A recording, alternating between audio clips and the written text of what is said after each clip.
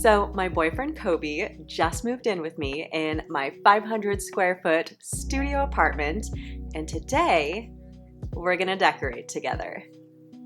Now, if you've been keeping up with my channel for the last few weeks, you know that Kobe just moved in because we've been documenting everything in a 3-part vlog series. And this video is the third and final installment in this epic trilogy. So if you live with a significant other or a roommate and you're trying to combine your styles and make your small apartment look and feel cohesive, then you're gonna wanna watch this video because I'm gonna give you my tips on how Kobe and I are gonna do this. And if you're new to my channel, my name is Steffi, and I'm the creator of the interior style blog, Moda, Misfit, as well as the online course, Small Apartment Styling School, which will be opening for enrollment once again this fall. So if you want to join the waitlist, I will link to that below. And you're watching Living Pretty, the place for apartment styling tips. So now Kobe and I are gonna get started on incorporating his decor into mine, and we're gonna try a few options, and you can let us know in the comments which you like the best. Watch till the end if you wanna see all of the different things we come up with. So Kobe and I are starting with the bed because it's a major focal point in this studio, and starting with decorating a focal point makes it so the rest of the decor falls into place more easily. I highly recommend figuring out the aesthetic of your main focal point before anything else because it'll help determine the rest of your smaller styling choices from there.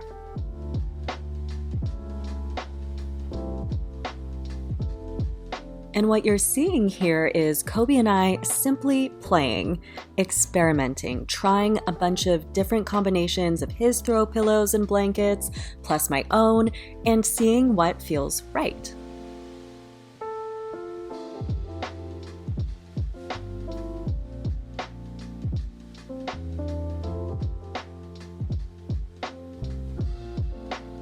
These first couple looks are definitely on the neutral Scandi side. Nice and calming and cozy, nothing terribly different from how things were looking before.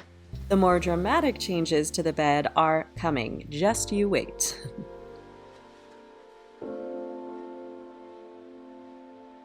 After airlifting Hilo off the bed, we play with look number 2, which is another subtle change from the original look. Just a little more of a dark boho vibe, which I'm always here for.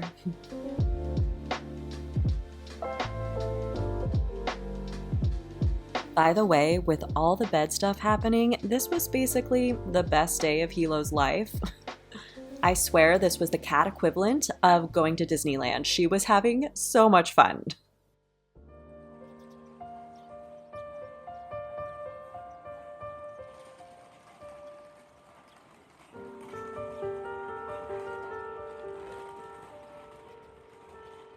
With the next couple looks, we started to change things up a bit more in terms of color palette. Our plan was to begin the bed styling process with some subtle changes, see how they felt, then change things more and more dramatically as we moved forward. And notice how each throw pillow combination pretty much follows the same formation. This is what I call my bird method for how to arrange decorative pillows on a bed, which you can learn about in my video that teaches you my approach to bed styling, which I'll link to below.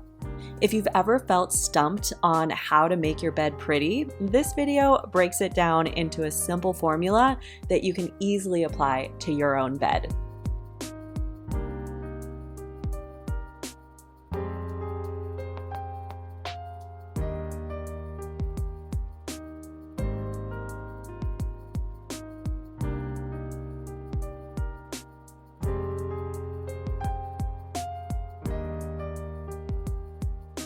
Now we're heading into the final bed looks, which is where things get interesting because we're switching out my gray comforter for a burnt red one, which feels like such a drastic and dangerous move for me. I'm more of a dark monochrome girl myself, but this is a time for experimentation, so I embraced it. And I actually just so happened to have this comforter hidden in my closet for quite a long time after I impulsively ordered it from Target's website, thinking it would be a fun way to change things up in my studio, but alas, once I saw it in my apartment, I was not into it.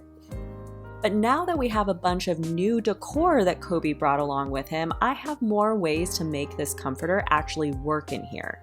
That's another tip I have for you. Interior styling is never about solitary decisions. Every decision you make impacts the rest of the space in terms of what looks good and what doesn't quite feel right. Think of interior styling as creating an ecosystem where every detail depends on the others, and one change often leads to a ripple effect of necessary changes. So while this red comforter didn't work before, it may work now because I have more of a variety of decor to work with and can possibly make styling changes around it that suit it better. So after experimenting with all these different looks, Kobe and I decided on one. Basically, we thought go big or go home, let's really change things up and go for the red. Heading into fall, leaning into a warm, burnt spice kind of color palette just feels right. But like I said, making this kind of change affects the rest of the space because again, styling is an ecosystem. So let's move from the bed to its surrounding areas, starting with the Triforce corner. We started by taking everything down and creating a blank canvas to work with. So this styling was about moving away from the green accent color that was there before to a warmer, fall-inspired aesthetic. Dried faux florals, dark academia, old apothecary vibes, and moody coziness is what we were going for.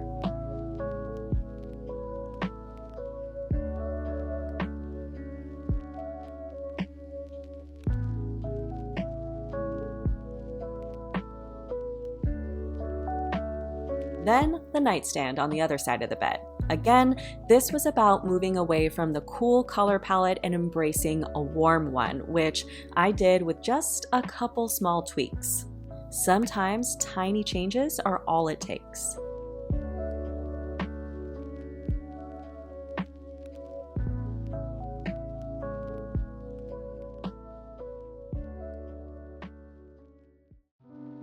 Then came the couch, where the color palette had to be changed as well. Luckily, Kobe had a bunch of decorative pillows that would work, combined with some of mine. From there, we just had to adjust a few more tiny details to make the space look and feel cohesive.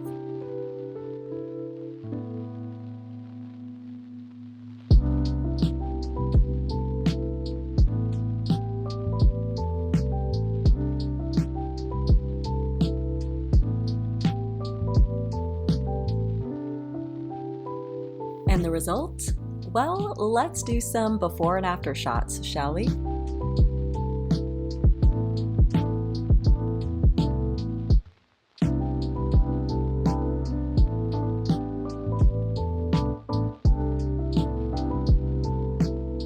The result is a warm, cozy, subtly Scandi boho look that's gonna feel very lovely in the upcoming fall and winter months. It's not the most dramatic change, and we still have more decor options to play with from here, but we're both feeling good about this change. Does it look better than before? I don't think so, but sometimes a change, whether it's an improvement or not, is just good for the brain.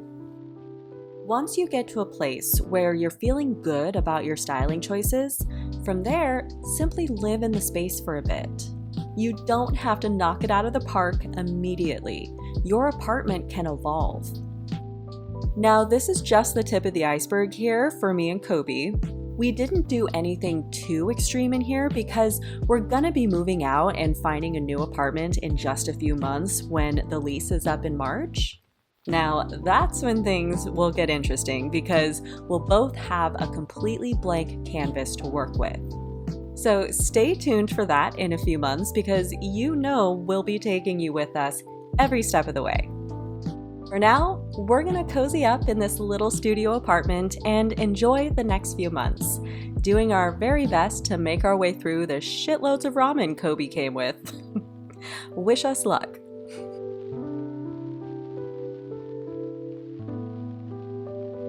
And with that, our moving vlog trilogy has reached its conclusion.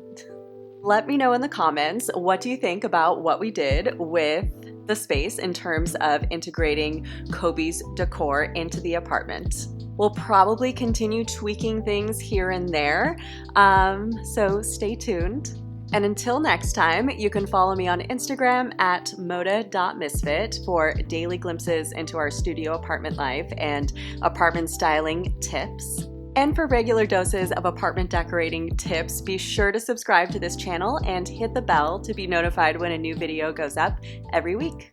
And remember, your apartment is destined to be pretty, and you are pretty powerful.